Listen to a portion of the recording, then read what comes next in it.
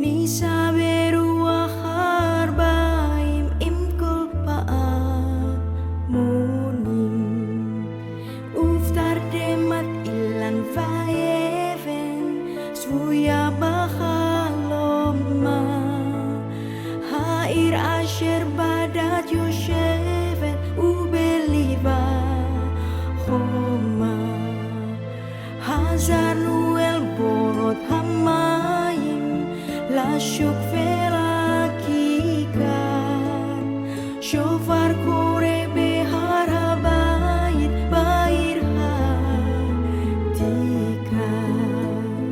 Uva marot asher basela Alpesh mashot sorchot Veshuv nered leyam hamelach Bederek Yericho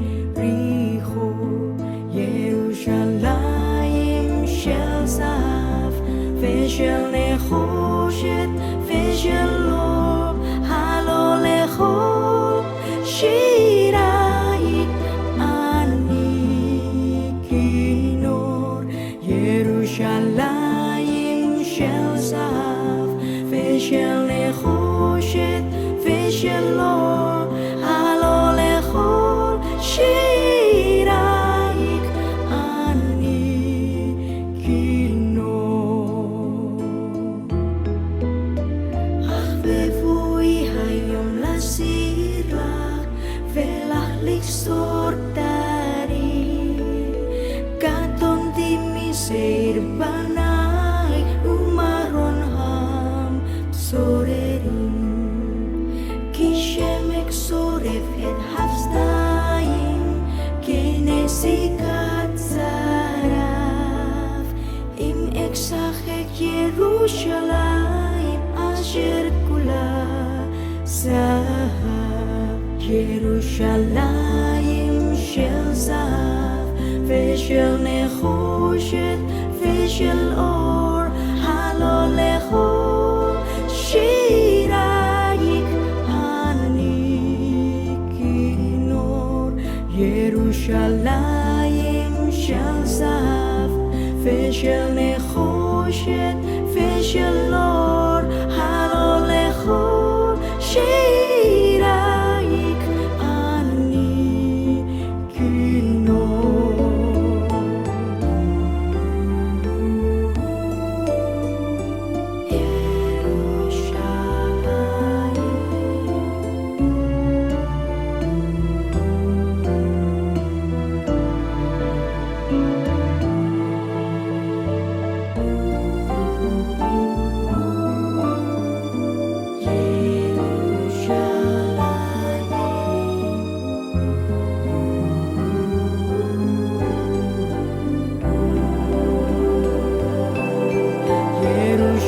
Yerushalayim shel zahav Veshel nechoshet Veshel or Halo lechol Shirayik ani kinor Halo lechol Shirayik ani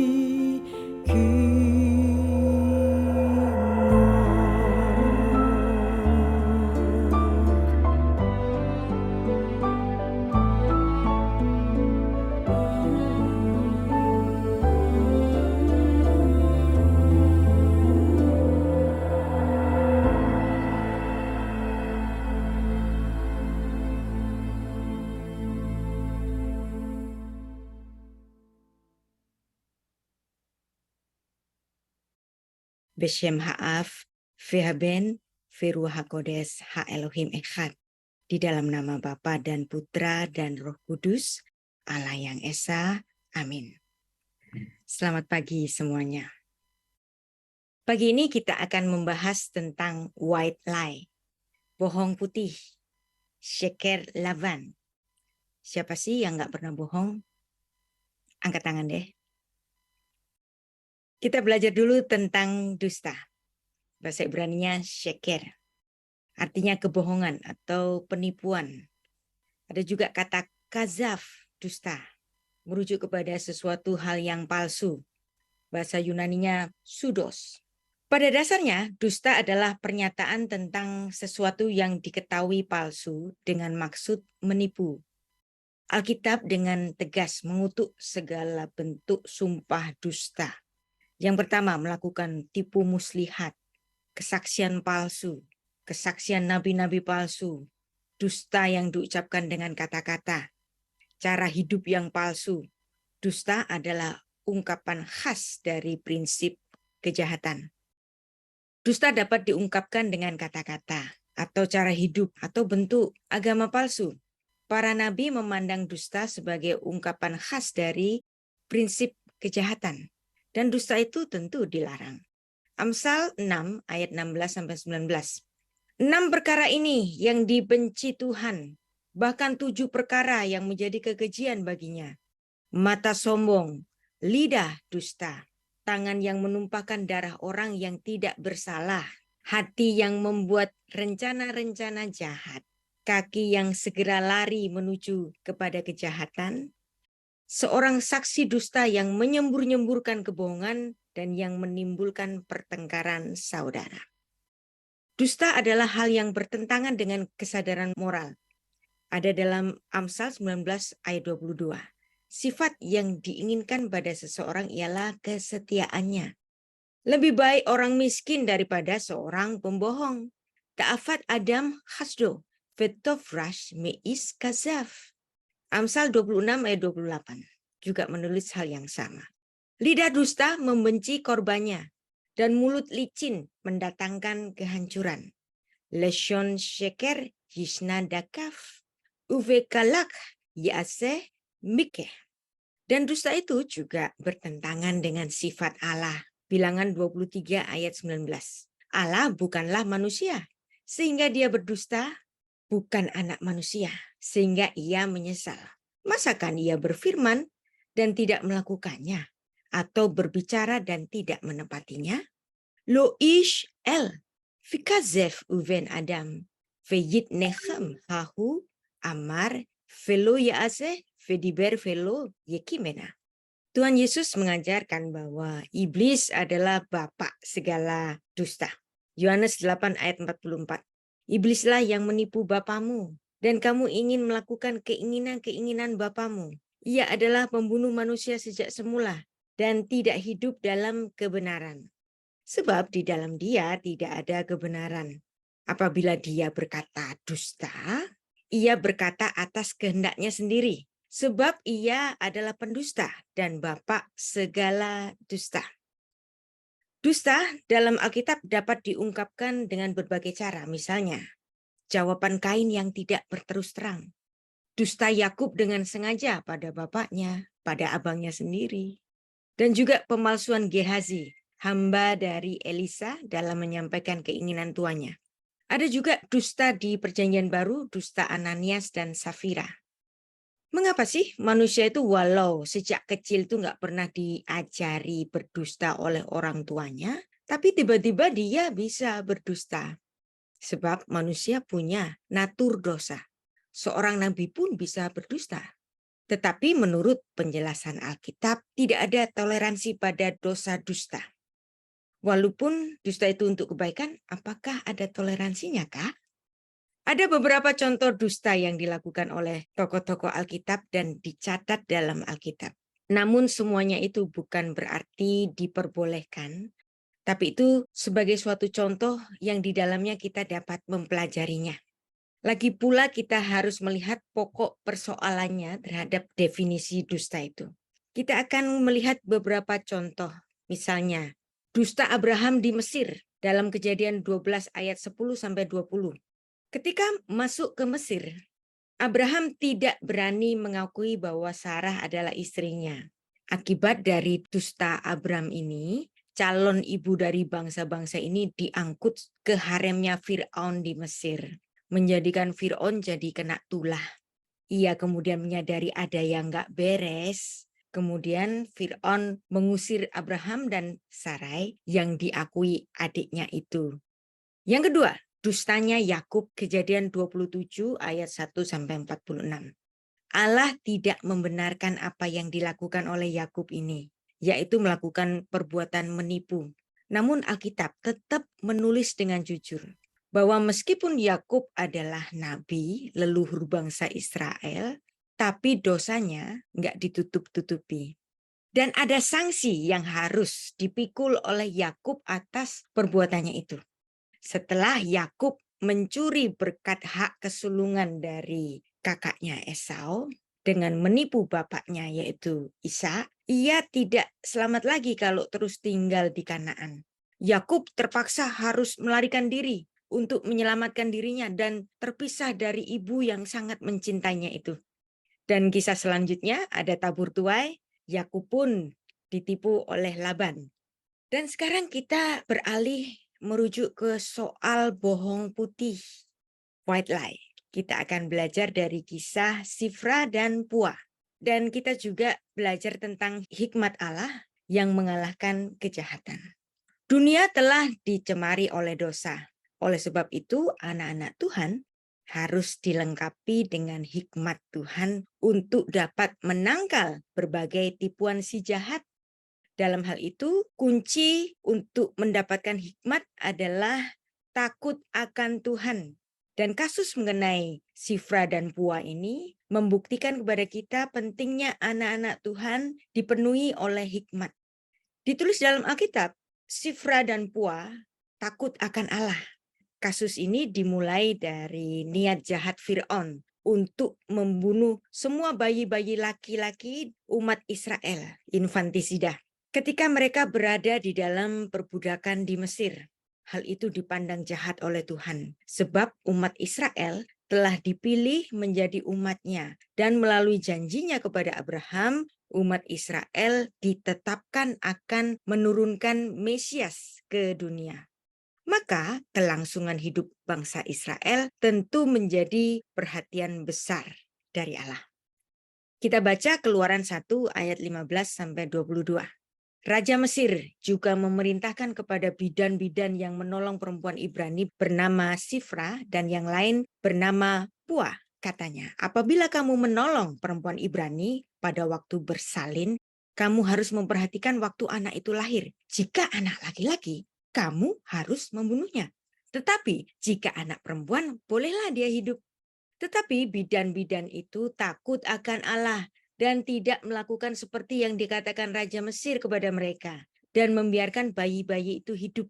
Lalu Raja Mesir memanggil bidan-bidan itu dan bertanya kepada mereka, "Mengapakah kamu berbuat demikian, membiarkan hidup bayi-bayi itu?"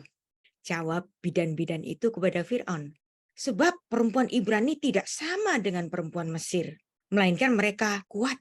Sebelum bidan datang, mereka telah bersalin." Ayat 20, maka Allah berbuat baik kepada bidan-bidan itu, bertambah banyaklah bangsa itu dan sangat berlipat ganda. Dan karena bidan-bidan itu takut akan Allah, maka ia membuat mereka berumah tangga. Tapi apakah itu menghentikan niat jahat dari Raja Mesir itu? Tetap ada infantisida. Ayat 22. Lalu Fir'aun memberi perintah kepada seluruh rakyatnya, lemparkanlah segala anak laki-laki yang lahir bagi orang Ibrani ke dalam sungai Nil. Tetapi segala anak perempuan biarkanlah hidup. Perintah Fir'aun ini. Semua bayi laki-laki Ibrani harus dibunuh. Tetapi bayi-bayi perempuan dibiarkan hidup. Tapi perintah itu tidak ditaati oleh kedua bidan itu. Karena mereka takut akan Tuhan dan membiarkan bayi-bayi itu hidup. Ketika Fir'aun tanya, kenapa sih bayi-bayi itu dibiarkan hidup? Mereka menjawab dengan tidak benar, bahwa sebelum mereka datang, bayi-bayi itu telah lahir. Dengan demikian kedua bidan itu memberikan laporan yang nggak benar kan? Karena jawaban itu tidak sesuai dengan faktanya, dengan kenyataan yang ada. Namun, ketidakbenaran informasi yang diberikan kepada Fir'aun, Sifra dan Puah memiliki kepribadian dan integritas yang tinggi yang dapat diandalkan untuk melindungi bangsanya dari infantisida, pembunuhan massal bayi-bayi. Keduanya memiliki sikap teguh yang luar biasa. Kenapa? Karena Sifra dan Puah takut akan Tuhan, Yirat Adonai. Dan mereka berani berkata tidak bahkan kepada Raja Mesir. Kenapa juga? mereka melakukan itu. Karena mereka memandang jauh ke depan untuk keselamatan bangsanya. Dalam hal itu, apakah berarti Sifra dan Pua berdusta atau berbohong di hadapan Allah untuk itu? Marilah kita teliti pengertian dusta menurut Alkitab. Sifra dan Pua menurut Alkitab tidak mengucapkan saksi dusta. Dalam kasus itu, dasar untuk meneliti makna dusta adalah Keluaran 20 ayat 16 dan Ulangan 5 ayat 20. Kedua ayat itu berkata, jangan mengucapkan saksi dusta tentang sesamamu. Lo ta'aneh vere aha et syaker. Kedua pokok yang akan disimak berkaitan dengan makna dusta menurut ayat itu. Yang pertama, dengan kalimat pendek itu dapat ditarik kesimpulan bahwa dusta atau bohong adalah menyaksikan sesuatu yang tidak benar kepada seseorang dengan maksud yang disengaja. Mengucapkan kesaksian dusta berarti menyampaikan dengan kata-kata kepada orang lain hal yang nggak sesuai dengan fakta. Contoh yang sangat jelas adalah kasus Ananias dan Safira yang dicatat dalam Kisah Para Rasul. Dan yang kedua, kata jangan berasal dari kata Ibrani lo. Kata yang sama juga dipakai untuk setiap kata jangan dalam 10 firman itu. Dan kata itu menunjukkan arti yang mutlak tanpa syarat. Jadi jangan membunuh, jangan menyaksikan dusta dan seterusnya memiliki arti tanpa syarat. Nggak boleh, pokoknya nggak boleh. Perihal kasus Sifra dan Pua, mereka memang telah menyampaikan informasi yang tidak benar kepada Fir'aun dengan cara yang disengaja. Tapi apakah itu dosa? Jika hal itu dusta, pasti dosa kan? Namun jika hal itu tidak bohong, pasti bukan dosa.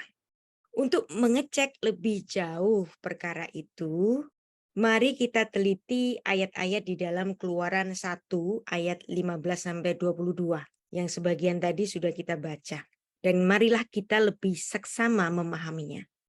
Dalam ayat 17, Alkitab mengatakan bahwa dasar dari tindakan Sifra dan Pua untuk tidak mengikuti keinginan Fir'aun adalah takut akan Allah. Perhatikan bahwa ungkapan yang digunakan bukan ketakutan yang dari Allah, melainkan takut akan Allah, hormat kepada Allah. Jadi Sifra dan Pua menolak kemauan Fir'aun bukan karena kegentaran hati mereka untuk takut dihukum mati oleh Fir'aun, tapi mereka takut akan Allah karena hormatnya kepada Allah. Dalam hal ini, orang yang takut akan Allah didasarkan pada suatu kesadaran yang penuh untuk berpihak kepada Allah daripada kepada manusia, walaupun dengan ancaman hukuman mati. Jika Sifra dan Pua takut akan Fir'aun dan tidak takut kepada Allah, maka dengan mudahnya dia akan turut berperan besar dalam infantisida, pembunuhan massal bayi-bayi di Mesir. Dosa pembunuhan adalah dosa yang amat berat, dan ini tidak mau dilakukan oleh Sifra dan Pua. Sebab kepada seorang yang terbunuh, maka si pembunuh itu juga akan membunuh generasinya, yaitu kemungkinan orang-orang yang akan lahir dari orang-orang yang dibunuhnya. Orang yang tidak percaya kepada Tuhan tidak mungkin memiliki hati yang takut akan Allah, dalam artian hormat dan taat kepada Allah. Orang yang tidak percaya kepada Tuhan paling-paling memiliki kegentaran atau ketakutan tertentu karena sebab tertentu. Dan sumber ketakutan itu dari Tuhan. Setan itu gemetar di hadapan Tuhan Yesus kan? Tapi kegentaran si setan bukan kegentaran hormat. Gentarnya si setan karena memang Allah memiliki kuasa yang tidak ada taranya. Sebagai contoh yang lain, bangsa Kanaan memiliki kegentaran kepada Allahnya Israel oleh karena tindakan-tindakan ajaib yang dinyatakan Allah Israel di tengah-tengah umatnya itu. Tapi mereka tidak memiliki rasa takut akan Allah, yaitu dalam artian hormat dan taat kepada Allah. Jadi, jelas bahwa Sifra dan Pua melakukan hal itu semata-mata karena iman percaya kepada Allah Israel. Sifra dan Pua harus mengucapkan suatu kenyataan yang lain kepada Fir'aun, supaya mereka tidak berada di dalam kesalahan yang lain, yaitu apa? Membunuh sesamanya. Selanjutnya Alkitab berkata, maka Allah berbuat baik kepada bidan-bidan itu. Keluaran 1 ayat 20. Perhatikan penggunaan kata maka. Dengan menggunakan kata maka, berarti ada hubungan sebab akibat. Yang artinya Allah memuji tindakan Sifra dan Pua yang memberikan informasi seperti itu kepada Fir'aun, kan? Ayat 21, Alkitab berkata, karena bidan-bidan itu takut akan Allah, maka ia membuat mereka berumah tangga, diberkati rumah tangganya. Sekali lagi perhatikan ada kata sambung dan di situ. Kata keterangan karena itu karena ada sambungan pada kalimat sebelumnya, bahwa kalimat itu merupakan akibat dari perbuatan-perbuatan Sifra dan Pua yang dikenan oleh Allah. Kesimpulannya, karena kedua bidan itu memiliki hati yang takut akan Allah, maka Allah berbuat baik kepada mereka dengan memberikan masing-masing kepada mereka suami. Jadi tindakan Sifra dan Pua ini tidak dalam kategori dusta di hadapan Allah. Kasus-kasus lain yang tidak dikatakan dusta di hadapan Allah, selain kasus Sifra dan Pua ini, ada beberapa kasus yang lain. Kasus yang mirip dengan Sifra dan Pua, yaitu tindakan beriman dari seorang perempuan pelacur namanya Rahab. Ini adalah kehendak Allah supaya kedua pengintai yang diutus oleh Yesua itu jangan tewas. Mengapa? Sebab Allah telah berjanji kepada Abraham dan kepada umat Israel bahwa Kanaan akan diserahkan kepada mereka. Dan Allah juga berfirman kepada Abraham bahwa bangsa-bangsa Kanaan harus dibinasakan oleh Tuhan oleh karena keberdosaan mereka. Dengan demikian, umat Israel sebagai umat Allah merupakan hamba Allah untuk membinasakan bangsa-bangsa Kanaan. Itu berarti ada perang antara umat Israel dan bangsa-bangsa Kanaan, dan itu merupakan perang Allah sendiri yang sering dinamakan sebagai perang kudus dari Tuhan. Karena takut akan Allah, hormat kepada Allah, dan mengasihi umat Israel, perempuan Rahab dengan sadar dan sengaja mengucapkan perkataan yang tidak tepat kepada utusan Raja Yeriko yang datang ke rumahnya untuk menangkap kedua mata-mata utusan Yosua itu. Dalam kasus ini, Rahab sama dengan Sifra dan Pua. Karena tindakan Rahab yang didasari oleh hati yang takut akan Allah, hatinya pun jelas berpihak kepada kehendak Allah dan umat Allah. Jadi jawaban Rahab yang jelas-jelas memberikan informasi yang tidak benar bukan didasari oleh keadaan dirinya sebagai orang asing yang belum mengerti Taurat atau hukum Tuhan, tapi tindakannya justru didasari oleh hormatnya kepada Allah Israel. Tanda bahwa Rahab memiliki hati yang takut akan Allah adalah dari pembicaraannya kepada kedua utusan itu. Bahwa Rahab percaya bahwa tanah itu pasti akan diberikan oleh Allah kepada umat Israel, dan Rahab pun bersaksi bahwa Allah Israel adalah satu-satunya Allah yang menciptakan langit dan bumi. Dan bahkan dari tindakannya ini, Rahab kemudian menjadi salah satu dari ibu leluhur bagi Sang Mesias. Dia melahirkan Boas, suami dari Rut, dan darinya akan lahir dinasti Daud, Raja Israel, yang akan menurunkan garis mesianik. Kembali kepada kasus Sifra dan Pua dan kasus-kasus yang tidak masuk dalam kategori dusta, yang semua pernyataan mereka didasari oleh iman. Dengan demikian, perkataan mereka berasal dari Allah atau bersumber dari hikmat kepada Allah. Dan akibatnya, tindakan mereka sudah tentu sesuai dengan kehendak Allah yang selalu menyelamatkan umatnya dari bahaya dan bahaya pembunuhan. Jadi berdasarkan semua kasus itu, kita dapat membuat definisi yang jelas mengenai dusta atau bohong.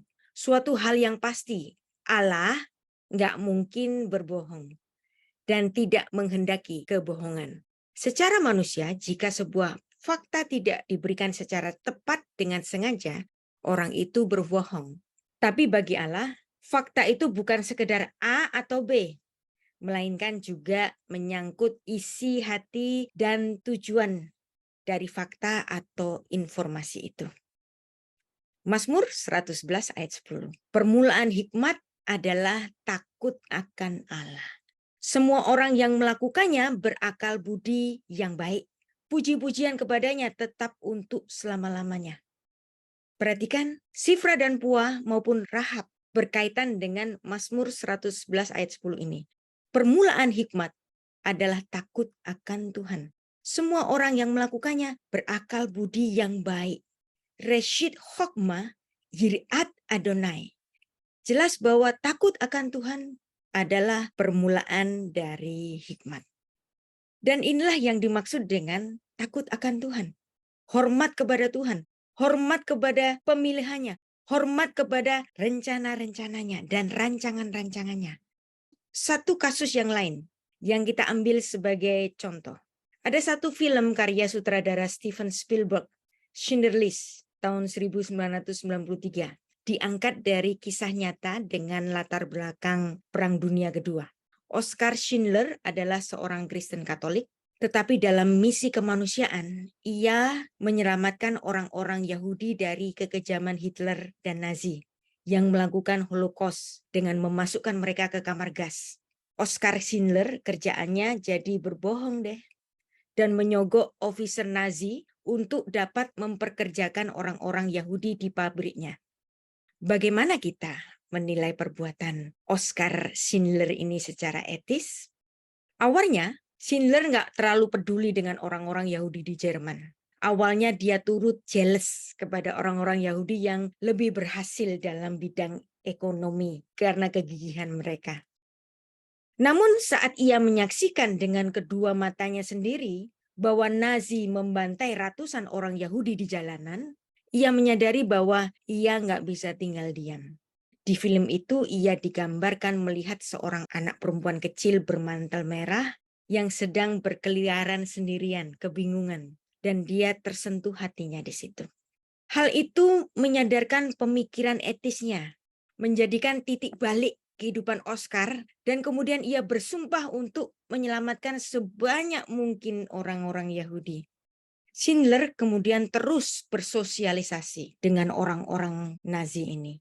Dia berbohong, menyogok perwira Nazi, menjaga penampilannya.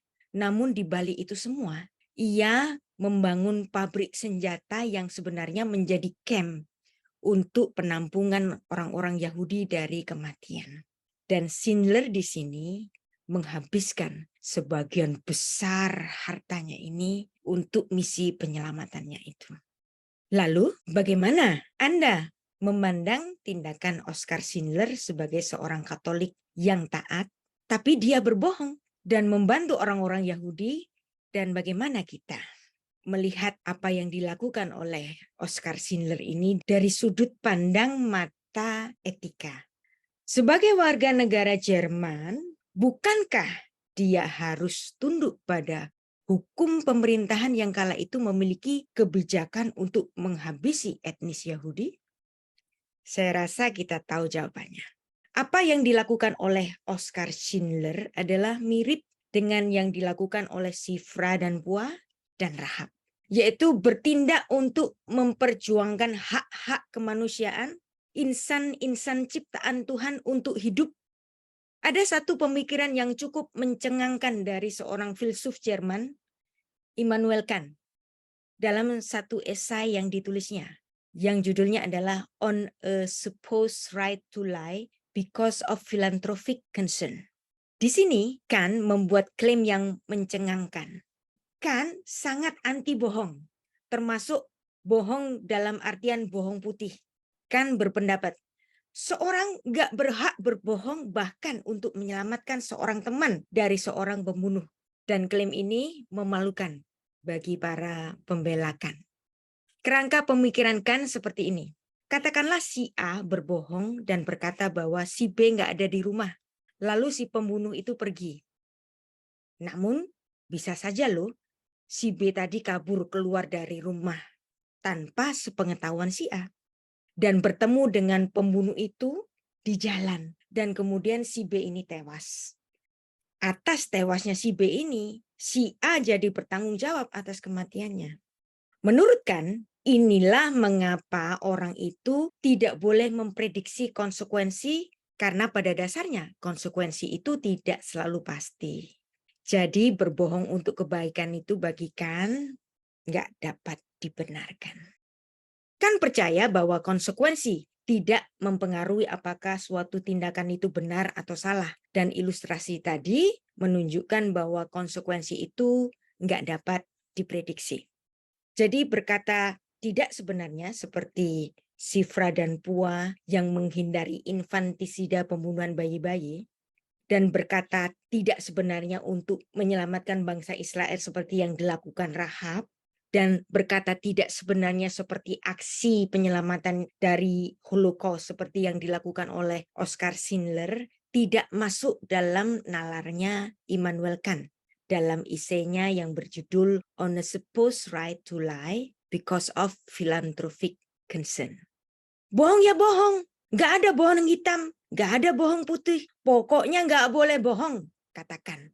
Nggak peduli yang tanya ke kamu itu manusia iblis seperti Adolf Hitler, politikus Kamboja Pol Pot, atau bos Al-Qaeda Osama bin Laden, atau bos ISIS Abu Bakar al-Baghdadi. Kalau manusia-manusia iblis itu tanya, tetap kamu harus ngomong sebenarnya. Nggak boleh bohong, walau tujuannya untuk penyelamatan manusia. Lantas gimana menurut Anda? Setujukah Anda dengan pemikiran filsuf Jerman Immanuel Kant ini? Mungkin saja pemikiran semacam Kant inilah yang dianut sebagian warga Jerman, sebagian orang Kristen di Jerman, sebagian gereja di Jerman pada zaman rezim Nazi Hitler pada Perang Dunia Kedua. Itu mungkin. Berbeda dari Kant, ada pemikiran yang baik dari filsuf Inggris Sir William David Ross. Bagaimana dengan white lie? Berbohong untuk kebaikan. Sir William David Ross mengajukan konsep prima facie, sebuah frasa Latin yang artinya jika ada dua pilihan yang berada pada tataran yang sama, misalnya sama-sama fundamental, saling berhadap-hadapan, maka seorang harus memilih salah satu dari dua nilai untuk didahulukan daripada nilai yang lainnya. Jadi, menurut Sir William David Ross, kasus-kasus yang dihadapi oleh Sifra dan Pua, Rahab, dan Oskar Schindler adalah suatu prima facie. Sebagai moral duty, modifikasi tindakan untuk kemanusiaan. Jika ada yang lebih penting, kita dapat mengesampingkan kewajiban moral yang pertama. Semua ini dijalankan dalam tujuan untuk perjuangan harmoni kehidupan.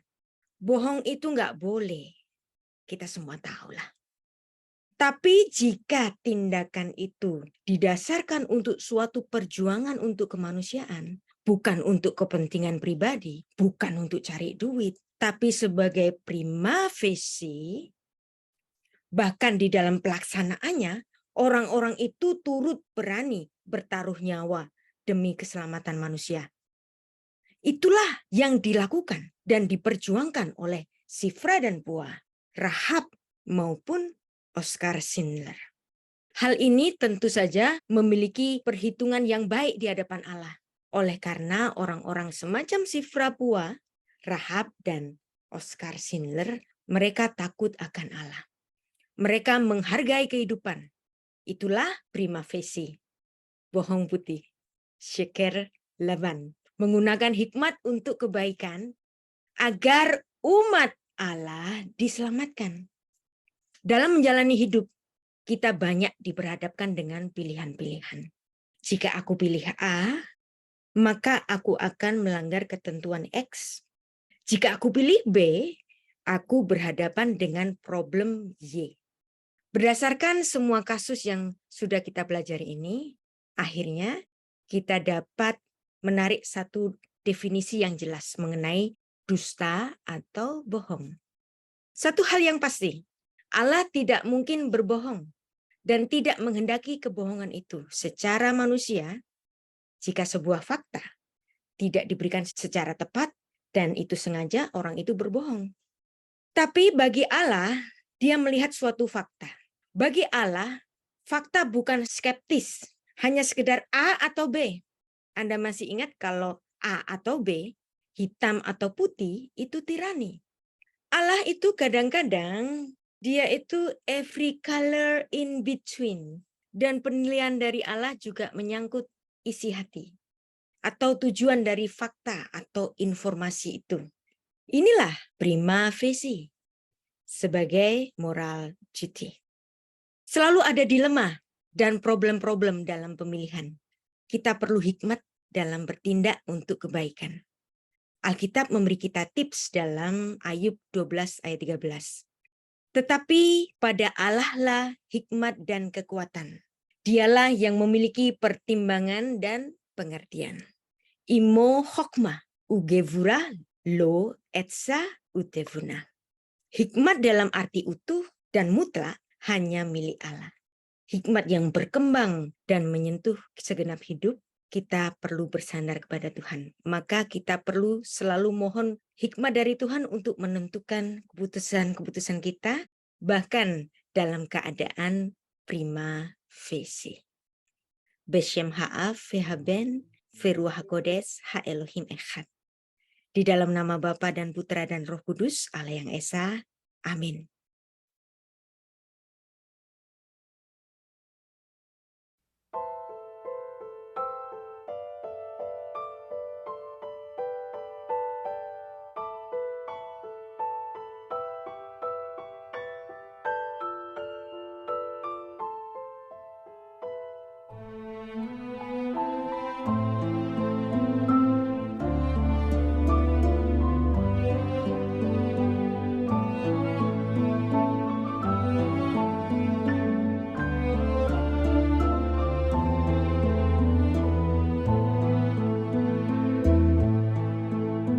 Avirarim selalu kayain vereach oranim Nisa beruach harbaim imkol pa'amunim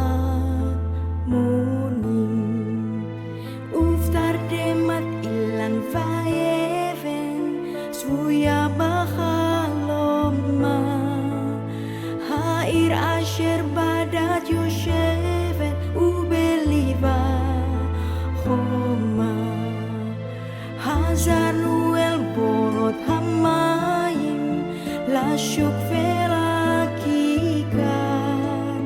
Shofar kore behar habayit Bair hatikar Uva marot asher basela Al pesh mashot sorchot Veshuv nered leyam hamelach Bederek Yericho Yerushalayim shel zahav Veshel nechoshet Veshel or Halo lechol Shirayit Ani kinor Yerushalayim shel zahav Veshel nechoshet Veshel or Halo lechol Shirayit Ani kinor Ahbevui hayom lasir lach Velach liksor tarim Katon timiseir banai Umaron ham sorerim Kishemek soref et hafstayim Kenesikat zaraf Im eksachek Yerushalayim Asher kula zahav Yerushalayim shel zahav Veshel nechoshet Veshel or Halo lechol Shirayik Ani kinor Yerushalayim ושל נחושת ושל אור הלא לכו שירייך אני כינור